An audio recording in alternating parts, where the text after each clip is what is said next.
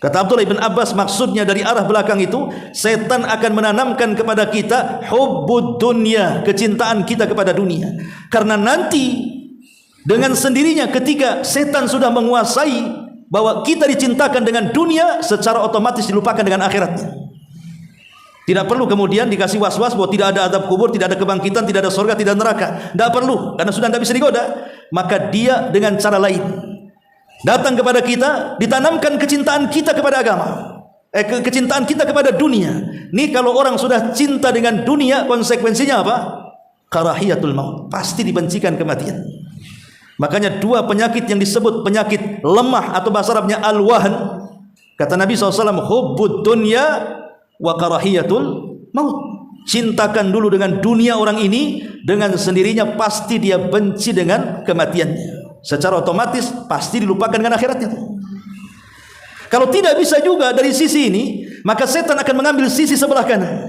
Kata Abdullah ibn Abbas radhiyallahu anhu mengatakan sisi sebelah kanan itu maksudnya akan berusaha menggoda kita, membatalkan setiap amal kebaikan kita.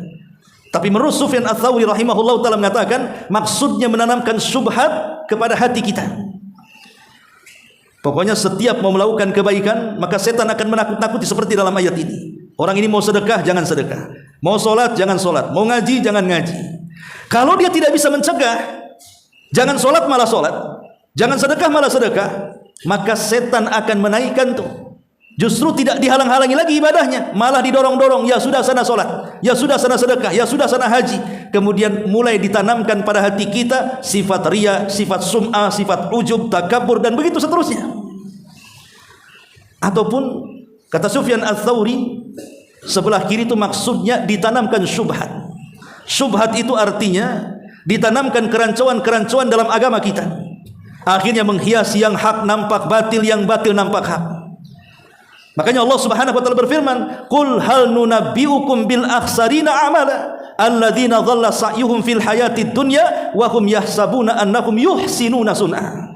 Maukah kuhabarkan, kata Allah, manusia yang paling sia-sia amalannya di dunia. Merekalah orang-orang yang lelah letih melakukan amalan padahal sia-sia, tapi dia menyangka dia masih di atas kebaikan. Seperti orang-orang yang melakukan bid'ah contohnya, melakukan hal-hal yang tidak dicontohkan Nabi SAW, menuduh orang yang menjalankan sunnah sesat, menganggap mereka yang meninggalkan sunnah di atas kebenaran. Itu namanya tazyin minasyaitan. Setan berusaha untuk menghiasi yang hak itu batil dan batil itu hak. Itu namanya syubhat namanya.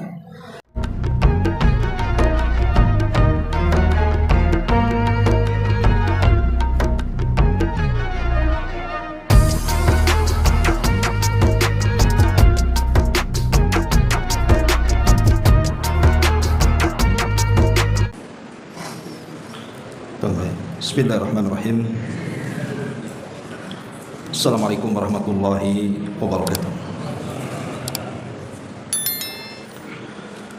Alhamdulillah wassalatu wassalamu ala Rasulillah wa ala alihi wa sahbihi wa mawalah wa la hawla wa la quwata illa billahi wa ba'd. Alhamdulillah, di malam hari ini kita masih membahas kitab Tauhid, dan kemarin kita sudah memberikan muqaddimah pada bab ke-32 tentang takut kepada Allah Subhanahu wa taala. Kita masuk pada materinya. Di sini pengarang menyebutkan beberapa ayat dalam Al-Qur'an. Di antaranya Allah Subhanahu wa taala berfirman, "Innama dzalikumus syaitan yukhawwifu awliya'ahu fala takhafuhum wa khafuni in kuntum mu'minin." Sesungguhnya mereka tidak lain hanyalah syaitan yang berusaha menakut-nakuti kalian dengan kawan-kawannya dari kalangan musyrikun. Karena itu jangan pernah kamu takut kepada mereka, tapi takutlah kepadaku jika kalian benar-benar beriman. Dan Allah juga mengatakan, innama ya'muru masajidallah Man amana billahi wal yaumil akhir wa aqama as-salata wa ata az-zakata wa lam yahsha illallah fa'asa ulaika an yakunu minal muhtadin. Sesungguhnya yang memakmurkan masjid-masjid Allah, mereka adalah orang-orang yang beriman kepada Allah, beriman kepada hari akhir, kemudian mendirikan salat, membayar zakat, dan dia tidak takut kepada siapapun kecuali kepada Allah. Mereka lah orang-orang yang diharapkan termasuk golongan orang-orang yang mendapatkan petunjuk. Ma'asyiral muslimin wal muslimat rahimakumullah. Kemarin kita sudah singgung bahwa takut adalah satu di antara 3 ibadah hati. Pertama al-hub, perasaan cinta, kemudian al-khawfu, perasaan takut, dan yang ketiga ar-raja'u, perasaan harap. Itulah yang disebut dengan ibadah hati yang wajib harus ada pada setiap yang beribadah. Nah, di sini Allah Subhanahu wa taala berfirman tentang surah Al-Imran ayat 175. Sebenarnya surah Al-Imran ayat 75 ini sebelumnya bicara tentang kekalahan kaum muslimin di Badar, kekalahan kaum muslimin di perang Uhud. Dan itulah kenyataan yang dihadapi para sahabat Nabi sallallahu alaihi wasallam. Wa tilkal ayyamu nudawiluha bainan nas. Yang namanya hari itu harus diputar-putar Allah Subhanahu wa taala. Terkadang menang di Badar dan terkadang kalah di Uhud. Bahkan dalam perang Uhud ini Nabi sallallahu alaihi wasallam sampai diisukan meninggal dunia. Padahal yang meninggal dunia bukan Nabi, tetapi Mus'ab ibn Umair. Karena perawakan Mus'ab dengan Nabi, kalau sudah memakai baju besi keduanya, hampir tidak bisa dibedakan mana Nabi, mana Mus'ab. Sehingga ketika Mus'ab ibn Umair terbunuh di perang Uhud, maka orang-orang menyangka bahwa itu adalah Nabi. Maka diisukanlah tentang kematian Nabi SAW. Ini pula yang menjadikan para sahabat sebagian mereka lari. Tetapi setelah Nabi SAW diketahui belum meninggal, maka sebagian mereka kemudian kembali dan berusaha menyelamatkan Nabi SAW, walaupun berakhir tetap dengan kekalahan. Maka kaum muslimin mundur sampai ke sebuah tempat namanya Hamra'ul Asad. Di Hamra'ul Asad inilah kaum muslimin kemudian beristirahat. Lah dari pihak musuh yang ketika itu dipimpin oleh Abi Sufyan Ibn Harb, dan belum masuk Islam ketika itu, karena Abi Sufyan masuk Islam setelah Fathu Mekah. Dimendengar Nabi SAW belum meninggal, maka dia pun kemudian hendak mempersiapkan pasukan yang jauh lebih besar dibandingkan pasukan yang dipimpin dia di Uhud. Kemudian dia pun mengirim 1 atau 2 atau 3 orang untuk memberitahu kepada Nabi SAW yang ketika itu berada di Hamra al-Asad bahwa akan datang pasukan yang jauh lebih besar dibandingkan pasukan yang dihadapi di Uhud.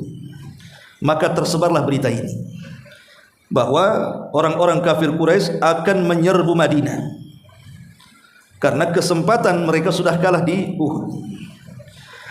Lah berita ini menggemparkan akhirnya. Tetapi Nabi SAW memberikan contoh kepada para sahabatnya dengan tantangan itu. Maka Nabi SAW pun kemudian menunjukkan keyakinannya akan kemenangannya. Maka dilihatnya Nabi SAW luar biasa semangatnya, maka bertambahlah iman para sahabat. Dan mereka siap untuk menghadapi risiko apapun kalau musuh datang kepada mereka. Dari sini turun surah Al-A'raf ayat 1 ayat 173 sampai 107 ayat 173 sampai 175.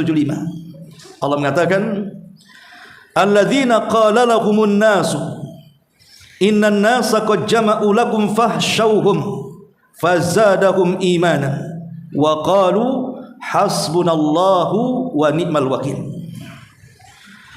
Orang-orang yang mereka mentaati Allah dan Rasulnya, yang kepada mereka ada orang-orang yang mengatakan sungguh manusia telah mengumpulkan pasukan untuk menyerang kalian. Karena itu takutlah kalian kepada pasukan itu. Ditakut-takuti dengan pasukan Quraisy, para sahabat ini. Jadi sini Allah Subhanahu wa taala mengatakan, sungguh manusia telah mengumpulkan pasukan untuk menyerang kalian. Karena itu takutlah kepada mereka. Maka perkataan itu menambah keimanan para sahabat. Lantas mereka pun menjawab, cukuplah Allah menjadi penolong kami dan Allah adalah sebaik-baik pelindung kami. Ucapan ini bukan ucapan biasa, ikhwan. Karena ucapan ini pernah diucap oleh Ibrahim alaihi salatu wassalam saat dilempar ke dalam api. Di tengah-tengah Ibrahim sedang melayang-layang di atas api, maka Ibrahim alaihi salatu wassalam mengatakan persis dengan kata-kata yang dikatakan Rasul dan para sahabatnya ini, hasbunallah wa ni'mal wakil. Cukuplah Allah sebagai penolong kami, karena hanya Dia sebaik-baik pelindung kami. Ketika kemudian para sahabat Nabi SAW hilang rasa takutnya kepada orang-orang musyrikun, kemudian hanya menanamkan perasaan takut kepada Allah dan tawakal yang kuat kepada Allah, bahwa tidak ada kekuatan kecuali milik Allah. Apa kata Al-Quran setelahnya? Fanqalabu binikmatin minallahi wa fadlin lam yamsashum su' wattaba'u ridwanallah wallahu dzul fadlil azim. Maka mereka kembali dengan nikmat dan karunia yang besar dari Allah. Rupanya pasukan yang ditakut-takutkan itu tak datang. Hanya berita hoax saja, hanya sekedar menakut-nakuti saja. Mereka tidak mendapatkan bencana apapun, kata Allah. Mereka mengikuti keridhaan Allah, dan Allah mempunyai karunia yang sangat besar. Dari sini Allah katakan, innama dzalikumus syaitanu yukhawwifu awliya fala takhafuhum wa khafuni in kuntum mu'minin.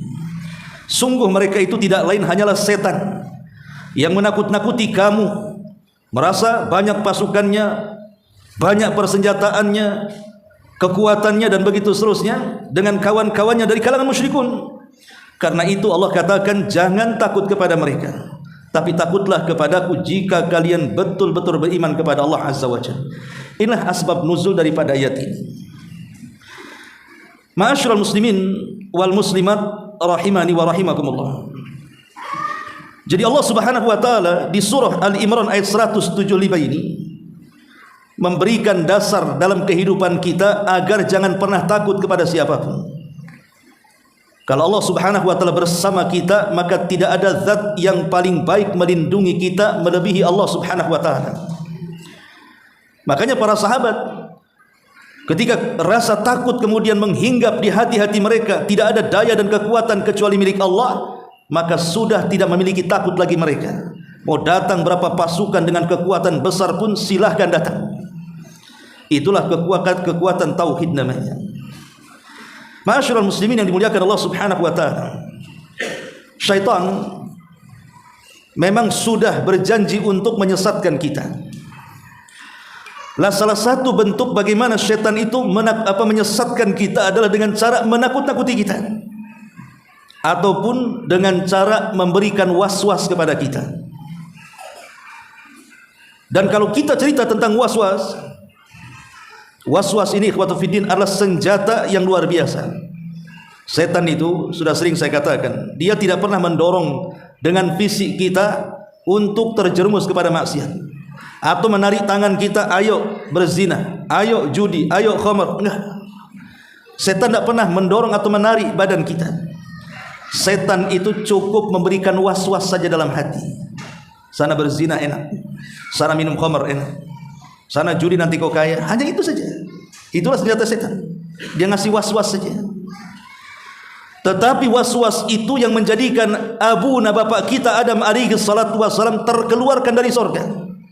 Kedahsyatan was-was daripada syaitan. Dan syaitan ini ikhwatu fillah muliakan Allah Azza wa Jalla, ketika memberikan was-was kepada kita, maka yang pertama kali yang paling bahaya adalah ketika dia memberikan was-was dalam bab akidah. Ini paling bahaya. Seperti apa contohnya? Dari Abu Hurairah radhiyallahu anhu, Nabi sallallahu alaihi wasallam mengatakan, "La yazalun nas yatasaaluna hatta yuqal hadza khalaqallah." Hatta yuqal hadza khalaqallahul khalqa faman khalaqallah. Kata Nabi SAW, manusia akan terus saling bertanya-tanya sesama mereka dan dalam hati mereka. Dan itu akibat waswas daripada syaitan. Syaitan akan menghembuskan banyak soalan yang harus kita jawab. Siapa yang menciptakan langit? Kita katakan Allah. Siapa yang menciptakan bumi? Kita katakan Allah. Siapa yang menciptakan alam semesta? Kita katakan Allah. Sampai ketika mentok pertanyaan itu, maka berakhir dengan kata-kata siapa yang menciptakan Allah. Kalau sudah sampai kepada was-was seperti ini, siapa yang menciptakan Allah subhanahu wa ta'ala, maka kata Nabi SAW, falyakul amantu billah, maka katakan aku beriman kepada Allah subhanahu wa ta'ala. Inilah yang paling bahaya. Kalau umpamanya setan memberikan was-was kepada kita sampai mempertanyakan siapa yang menciptakan Allah, maka segeralah istighfar dan mengatakan amantu billah, aku beriman kepada Allah azza wa jalla. Masalahnya, ada orang yang mengatakan bahwa kita boleh menanamkan was-was atau keraguan-raguan dalam hati tentang Allah subhanahu wa ta'ala. Contohnya adalah Nabi Ibrahim, katanya.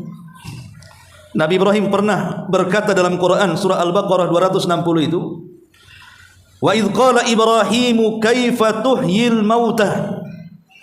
Ketika Nabi Ibrahim alaihi salatu wassalam, dia mengatakan kepada Allah, ya Rabb, arini kaifa tuhyil mauta, arini, tunjukkan kepadaku bagaimana engkau menghidupkan orang mati.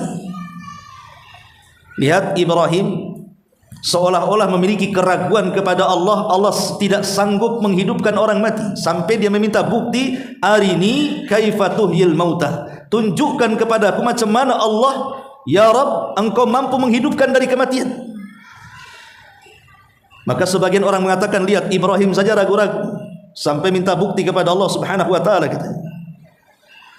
Maka kita katakan Nabi Ibrahim itu tidak ragu, karena dia tidak mengatakan kepada Allah, ya Allah, apakah engkau sanggup menciptakan orang mati? Kan Ibrahim tidak mengatakan seperti itu. Dia hanya mengatakan, arini, bisa enggak kau tunjukkan, aku yakin kau sanggup untuk menghidupkan yang mati, tapi bisa enggak kau tunjukkan? Itu bukan keraguan. Ma'asyiral muslimin yang dimuliakan Allah subhanahu wa ta'ala. Makanya dari sini para ulama mengatakan, tafakkaru fi khalqillahi wa la tatafakkaru fi dzatillah. Sebaiknya pikirkan ciptaan-ciptaan Allah sajalah, jangan pernah memikirkan tentang zat Allah. Nanti akan banyak was-was di situ. Karena setan itu akan menakut-nakuti kita dengan jalur was-was lah yang paling besar, menanamkan was-was dalam akidah. Kalau memang tidak bisa, maka akan turun tuh. Maka setan akan menakut-nakuti kita dengan menyebarkan was-was dengan cara apa? Dengan cara meletakkan was-was pada ibadah kita. Masuk dalam toharoh, masuk dalam salat. Sampai ada orang yang was-was dalam wudu itu, kalau dia wudu habis tuh satu bak mandi itu airnya, nggak selesai-selesai karena was-was. Ya. Ada orang yang salat takbiratul ihram entah berapa kali, Allahu Akbar, Allahu Akbar, nggak mantap-mantap. Mantap itu kalau imam ruku takut nggak dapat rakaat aja dia. Jadi ada orang yang kemudian dibuat was-was seperti itu, diganggu ibadahnya, diganggu pikirannya. Cari kunci sebelum solat itu tidak tahu di mana letak. Ketika sudah solat, oh iya lupa saya tahu di mana. Jadi dia akan berusaha tuh, atau membuat bunyi-bunyi di perut supaya seolah-olah kita mengeluarkan angin. Makanya Rasul mengatakan, la yang sarif hatta yasma'a sautan aw yajida rihan. Jangan berpaling dari solat sampai kau mendapatkan bunyinya ataupun mendapatkan baunya. Nah ini setan akan berusaha ke situ. Bahkan kalau tidak bisa dari segi ibadah, masuk pula ke bab ibadah muamalah lainnya. Seperti orang hendak bersedekah, maka setan akan mengatakan sebagaimana Allah firmankan, ya'idukumul faqra wa ya'murukum bil fahsya. Setan akan memberikan was-was ke telinga kita, jangan sedekah nanti kau fakir. Jangan kau sedekah nanti kau fakir. Sudah uangnya sudah dibawa nih, mau sedekah, enggak usah sedekah lah tuh. Kamu baru punya satu motor, beli lagi satu, itu lebih bagus tuh. Jangan kau sedekah, rumahmu masih jelek, renovasi lagi. Sehingga akhirnya dia pun bakhil dan ketika sudah bakhil wa ya'murukum bil fahsya. Mulailah setan dengan kebakhilan orang yang digodanya itu memerintahkan untuk berbuat jahat. Ma'asyiral muslimin wal muslimat rahimani wa rahimakumullah. Atau mungkin memberikan waswas yang lainnya, dibuatnya orang futur, dibuatnya orang malas ibadah dikarenakan banyaknya dosa yang pernah dia lakukan. Kemudian diberikan waswas, ngapain kau bertobat, Allah tidak akan mengampuni dirimu, dosamu sudah melambung ke langit. Akhirnya dia kunut min rahmatillah, putus asa dari rahmat Allah subhanahu wa ta'ala. Padahal Allah mengatakan la taqnatu min rahmatillah, innallaha yaghfiru dzunuba jami'a. Jangan putus asa dari rahmat Allah, karena Allah itu mengampuni dosa semuanya. Selama kita datang kepada Allah dan bertobat dengan taubatan nasuha, seberapa besar dosa kita tetap akan diampuni. Itu hanya waswas setan saja, supaya kita kunut, supaya kita putus asa. Dan putus asa itu lebih besar dosanya dibandingkan dosa itu sendiri. Pamannya orang berzina, orang minum khamar, orang membunuh dan begitu seterusnya. Kemudian dia putus asa untuk bertobat. Lah putus asa lebih berat dosanya dibandingkan judinya, zinahnya, membunuhnya dan maksiat-maksiat yang lainnya. Kenapa? Karena putus asa dari rahmat Allah itu menghalangi dia bertobat kepada Allah Azza wa Jalla. Atau terkadang setan itu memberikan was-was dengan qalaq, memikirkan perkara-perkara yang belum terjadi, sudah stres tuh. Macam mana nasib dia, macam mana nasib keluarganya, macam mana nasib anak-anaknya. Terus dia dipikirkan seperti itu. Atau mungkin diingatkan dengan perkara-perkara kesedihan yang sudah lampau. Mengingat hartanya, dulu dia pernah menjadi orang kaya kemudian miskin. Dulu dia pernah menjadi orang yang berpangkat, berjabat kemudian turun dari pangkat dan jabatannya. Menjadi orang yang memiliki orang-orang yang dicintai yang sudah meninggalkannya. Akhirnya dibuatlah sedih, dibuatlah stres. Itu semua adalah syaitan yang sedang menakut-nakuti kita, ikhwan, lewat jalur was-was. Makanya kita penting kemudian mengenal tentang madakhil asyayatin, madakhil syaitan, tempat-tempat di mana setan itu masuk kepada kita. Karena setan itu ikhwatu fiddin, umur mereka lebih panjang dibandingkan kita. Mereka sudah banyak menghadapi berbagai macam manusia. Lah di sini Allah Subhanahu wa taala mengatakan innama dzalikumus syaitan yukhawwifu ibadah.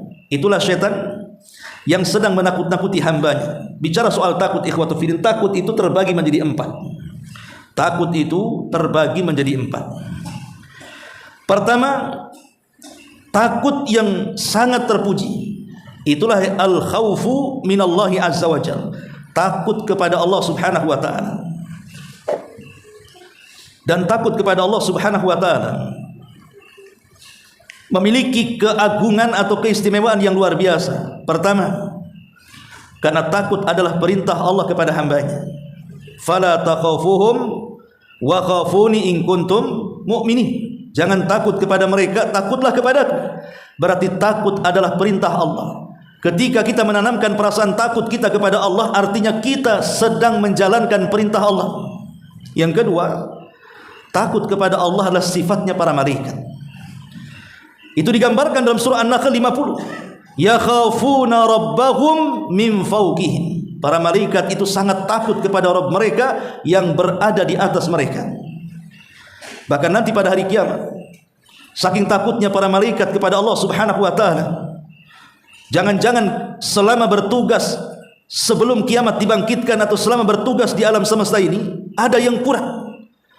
Karena ketakutannya mereka menghadap Allah subhanahu wa ta'ala dan mengatakan, Ya Rabb, wahai Rabb, ma abadnaka haqqa ibadati, subhanaka ma abadnaka haqqa ibadati. Maha suci Engkau ya Rabb, boleh jadi kami belum bisa menyembah dirimu dengan sebenar-benar penyembahan, kata. Saking takutnya para malaikat, mereka mengatakan seperti itu. Subhanaka, maha suci Engkau ya Rabb, ma abadnaka haqqa ibadati. Kami belum bisa menyembahmu ya Rabb dengan sebenar-benar penyembahan. Jadi takut kepada Allah itu sifatnya para malaikat. Dan takut kepada Allah, Allah puji dalam Al-Quran surah Al-Mu'minun ketika Allah mengatakan innal ladzina hum min khasyati rabbihim musbikun. Sesungguhnya orang-orang yang mereka menanamkan perasaan takut terhadap Rabb mereka, di ujung ayat Allah mengatakan ulaika yusari'una fil khairat wa hum laha sabiqun. Mereka adalah orang yang berlomba-lomba dalam kebaikan dan mereka termasuk orang-orang yang memenangkan perlombaan itu.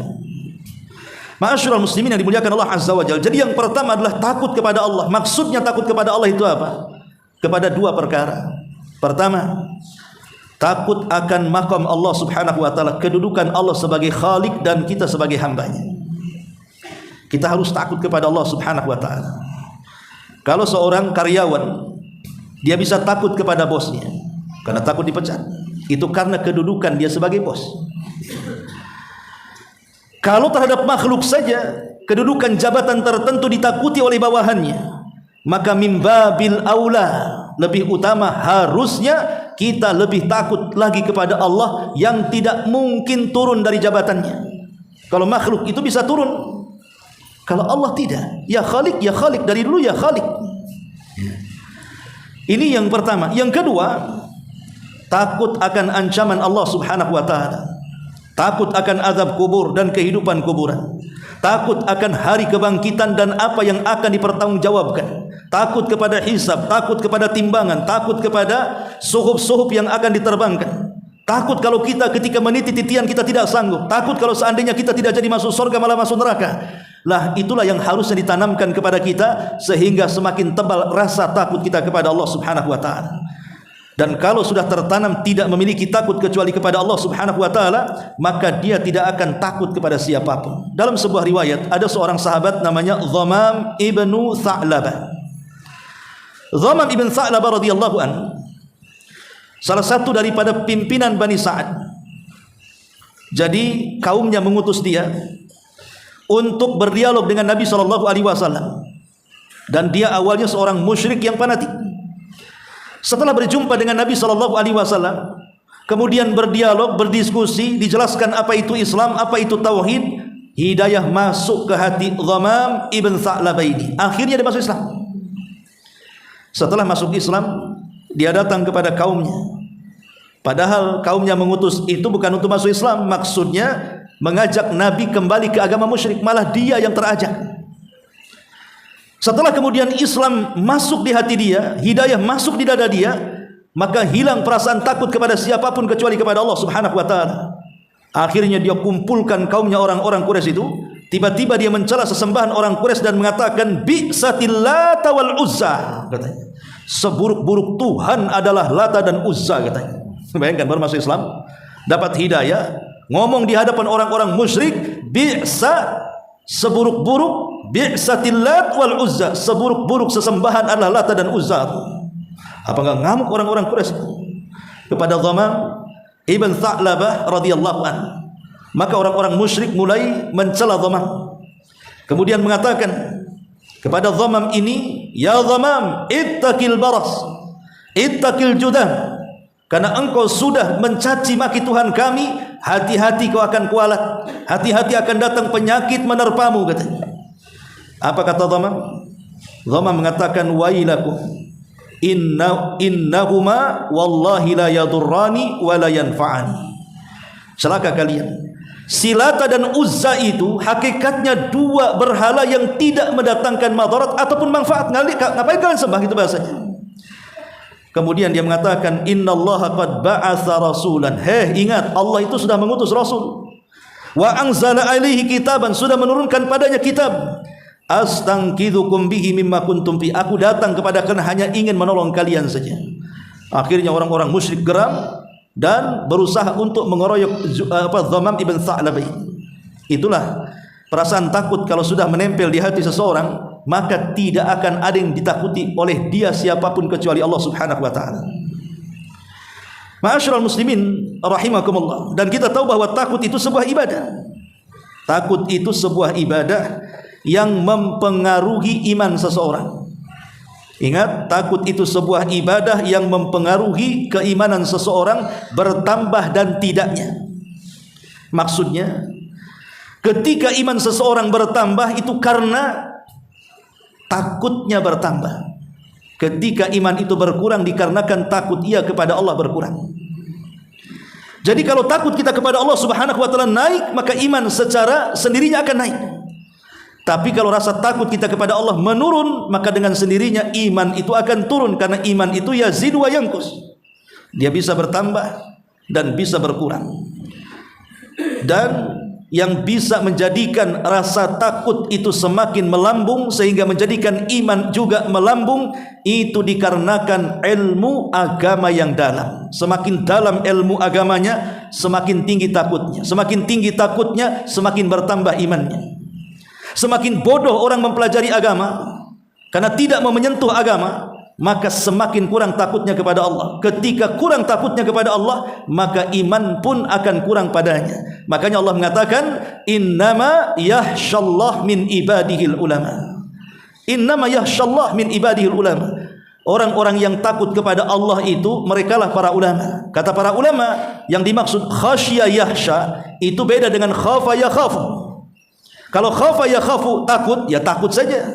Tapi kalau khasya yahsya, khasyatan maknanya takut yang diiringi dengan ilmu pengetahuan. Bahasa Arabnya sudah berbeda. Kalau orang itu belajar agama kemudian melahirkan perasaan takut, dalam bahasa Arab disebut khasyah namanya. Tapi kalau takut saja tidak beralasan, itulah disebut khauf namanya. Makanya di sini ikhwatu fillah, khasyah ini adalah tingkatan takut yang paling tinggi karena diiringi dengan keimanan, dan takut sendiri adalah bagian daripada tauhid.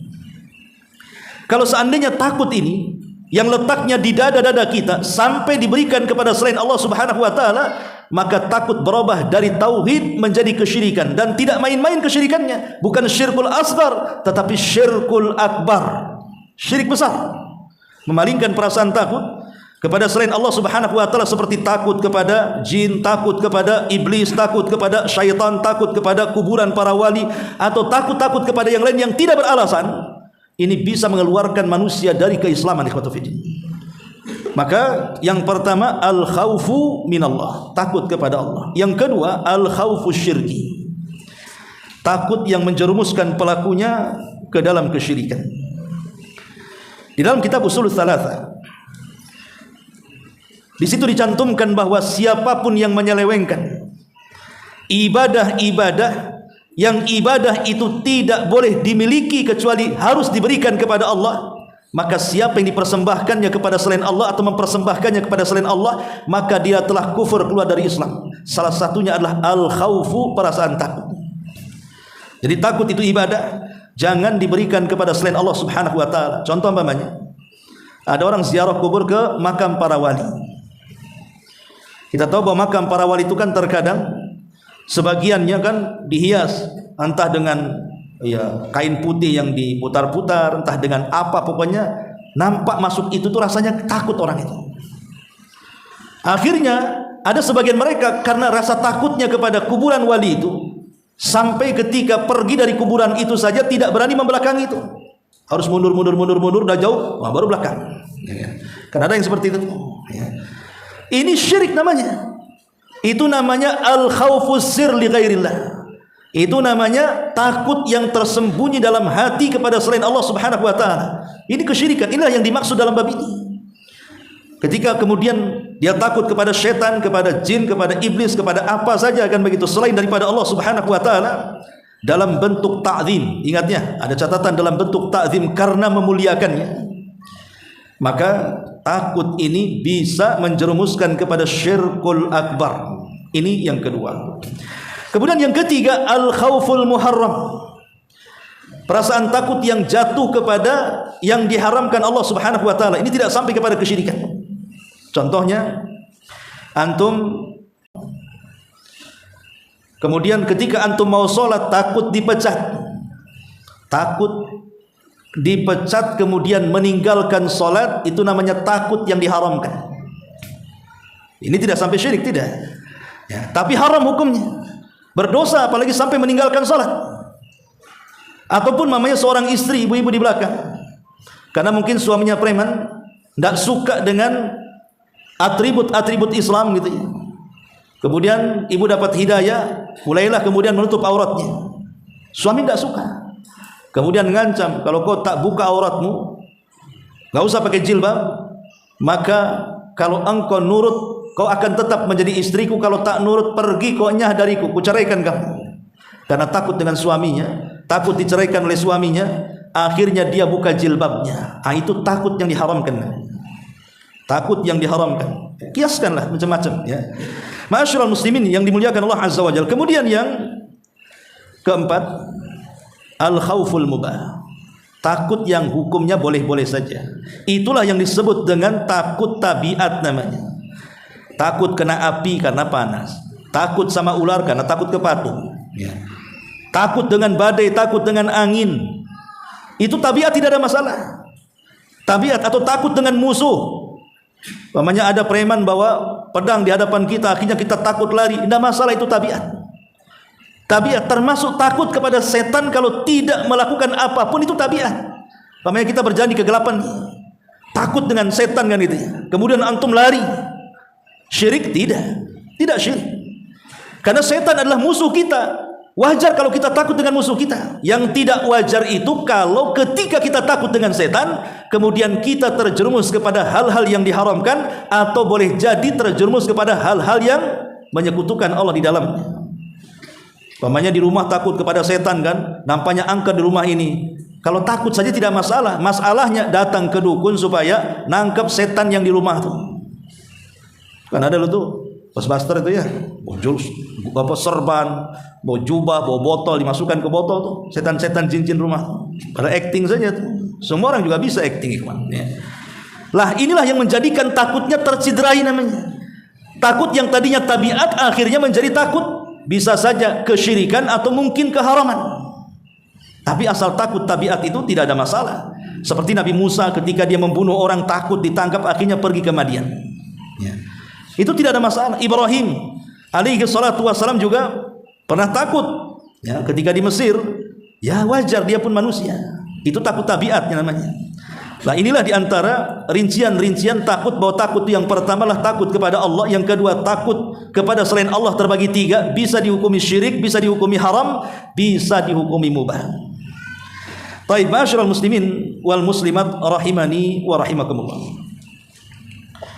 Di sini Allah mengatakan dzalikumus syaitanu yukhawwifu awliya. Sesungguhnya mereka tidak lain hanyalah setan yang menakut-nakuti kalian.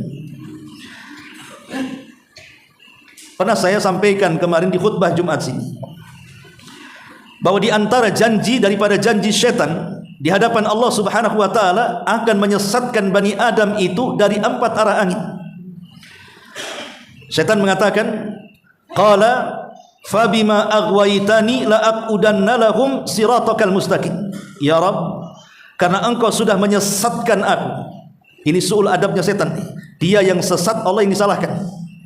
Karena engkau sudah menyesatkan aku, kata iblis, la aqudanna lahum siratakal mustaqim. Saya akan sesatkan mereka, anak-anak Adam, dari jalanmu yang lurus.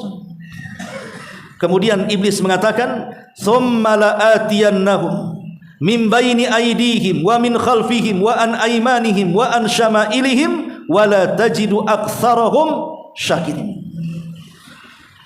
Dan aku akan datang kepada mereka dari arah depan, dari arah belakang, dari samping kanan dan samping kiri, dan engkau tidak akan mendapati hamba-hambamu ya Rabb termasuk hamba-hamba yang bersyukur kepadamu. Surah Al-A'raf ayat 16. Ulama tafsir mengatakan seperti Abdullah bin Abbas radhiyallahu anhuma, bahwa yang dimaksud dari arah depan adalah manusia itu akan dilupakan dengan akhiratnya. Lupa bahwa setelah kematian ada azab kubur, lupa bahwa setelah kematian ada kebangkitan, lupa bahwa setelah kematian itu ada perhitungan, ada mizan, ada timbangan, dan macam-macamnya, ada surga dan neraka. Itu dilupakan itu. Jadi mereka akan datang kepada kita, memberikan was-was supaya melupakan akhirat kita, seolah-olah setelah kematian itu tidak akan terjadi apa-apa. Kalau mereka gagal, maka mereka mulai datang ke belakang arah kita. Kata Abdullah bin Abbas, maksudnya dari arah belakang itu setan akan menanamkan kepada kita hubbud dunya, kecintaan kita kepada dunia. Karena nanti dengan sendirinya ketika setan sudah menguasai bahwa kita dicintakan dengan dunia, secara otomatis dilupakan dengan akhiratnya. Tidak perlu kemudian dikasih was-was bahwa tidak ada azab kubur, tidak ada kebangkitan, tidak ada surga, tidak neraka. Tidak perlu, karena sudah tidak bisa digoda. Maka dia dengan cara lain datang kepada kita, ditanamkan kecintaan kita kepada agama, kecintaan kita kepada dunia. Nih kalau orang sudah cinta dengan dunia, konsekuensinya apa? Karahiyatul maut, pasti dibencikan kematian. Makanya dua penyakit yang disebut penyakit lemah atau bahasa Arabnya al-wahn, kata Nabi SAW, hubbud dunya wa karahiyatul maut. Cintakan dulu dengan dunia orang ini, dengan sendirinya pasti dia benci dengan kematiannya. Secara otomatis pasti dilupakan dengan akhiratnya. Kalau tidak bisa juga dari sisi ini, maka setan akan mengambil sisi sebelah kanan.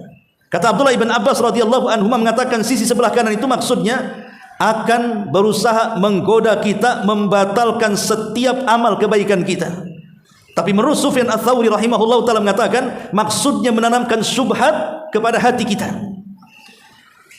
Pokoknya setiap mau melakukan kebaikan, maka setan akan menakut-nakuti seperti dalam ayat ini. Orang ini mau sedekah, jangan sedekah. Mau solat, jangan solat. Mau ngaji, jangan ngaji.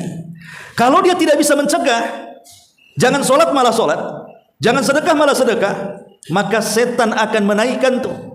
Justru tidak dihalang-halangi lagi ibadahnya, malah didorong-dorong, ya sudah sana solat, ya sudah sana sedekah, ya sudah sana haji. Kemudian mulai ditanamkan pada hati kita sifat riya, sifat sum'ah, sifat ujub, takabur, dan begitu seterusnya. Ataupun kata Sufyan Ats-Tsauri, sebelah kiri itu maksudnya ditanamkan syubhat. Syubhat itu artinya ditanamkan kerancuan-kerancuan dalam agama kita. Akhirnya menghiasi yang hak nampak batil, yang batil nampak hak. Makanya Allah Subhanahu wa taala berfirman, "Qul hal nunabbiukum bil akhsarina amala alladzina dhalla sa'yuhum fil hayatid dunya wa hum yahsabuna annahum yuhsinuna sun'a." Maukah kuhabarkan, kata Allah, manusia yang paling sia-sia amalannya di dunia. Mereka lah orang-orang yang lelah letih melakukan amalan padahal sia-sia, tapi dia menyangka dia masih di atas kebaikan.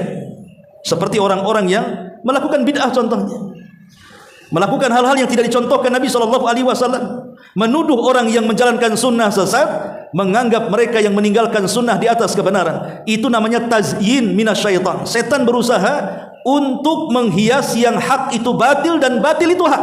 Itu namanya syubhat namanya. Kalau tidak bisa juga jalur sebelah. Assalamualaikum warahmatullahi wabarakatuh.